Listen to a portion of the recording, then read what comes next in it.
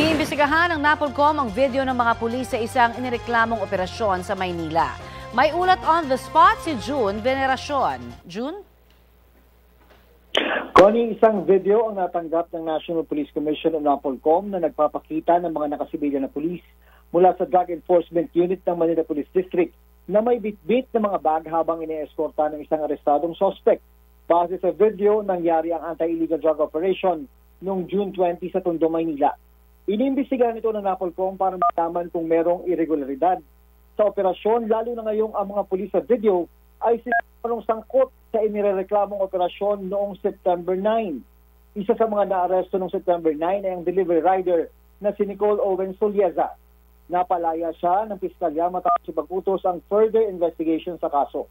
Ipinakita kay Solieza ang video ng June 20 operation at nakilala niya agad ang mga pulis.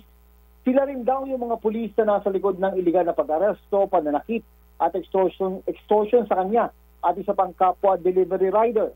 Isa sa mga positibo niyang kinilala sa video ang hepe ng unit na merong ranggong major.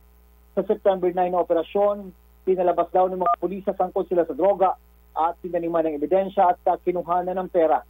Nagpunta ngayong araw sa NAPOLCOM sa Solieza para magsampa ng reklamo laban sa 11 pulis na nasa likod umano ng operasyon. Kung totoo talaga ito at may pattern ang grupo ng mga pulis, hindi raw ito palalampasin ng NAPOLCOM para malinis ang hanay ng PNP.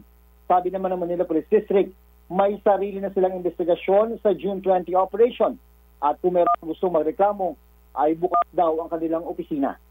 Balik Sir Connie. Maraming salamat, June Veneracion.